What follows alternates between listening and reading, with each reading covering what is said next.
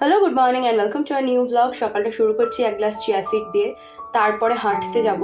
আর আমার হাঁটতে গেলেই না এখন ভয় করছে, কারণ যে ঘামটা বসছে আর তারপরে যে শরীরটা খারাপ হচ্ছে, মানে সেটা নিয়ে আর বলার মতন না। মানে হেঁটে এলেই মনে হচ্ছে যে একটু পাখা চালানো দরকার, আর পাখা চালালেই তো বিপদ। মানে ওই যে ঘামটা শুকোচ্ছে, মানে সাথে সাথে ঠান্ডা লেগে যাওয়ার একটা চান্স থাকে। তোমরা ভীষণ ভীষণ ভীষণ সাবধানে থেকো। আর রাত্রিবেলা ধরো রাত 3টের সময় মনে হচ্ছে বাবা কি শীত করছে, আরেকটা কিছু গায়ে দিতে পারলে ভালো হতো। তো একটা অদ্ভুত ওয়েদার আর কি।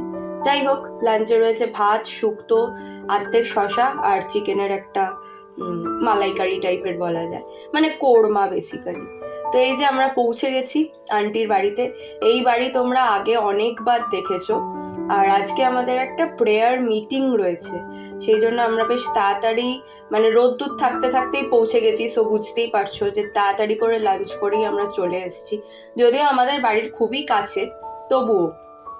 আর আমাদের এই মিটিংগুলো প্রত্যেক মাসে একটা করে তো থাকেই, এবং তাছাড়াও আরও বিভিন্ন মিটিং থাকে, যেটা খুব ভালো লাগে। এক এক সময় আমি সাপোর্ট করতেও যাই, সেটাও প্রায় প্রত্যেক সপ্তাহে যাই একবার করে, মানে অ্যাটলিস্ট চেষ্টা তো করি। আর যদি সেটা সম্ভব নাও হয়, তাহলেও প্রেয়ার মিটিংগুলো আমি মিস করতে চাই না।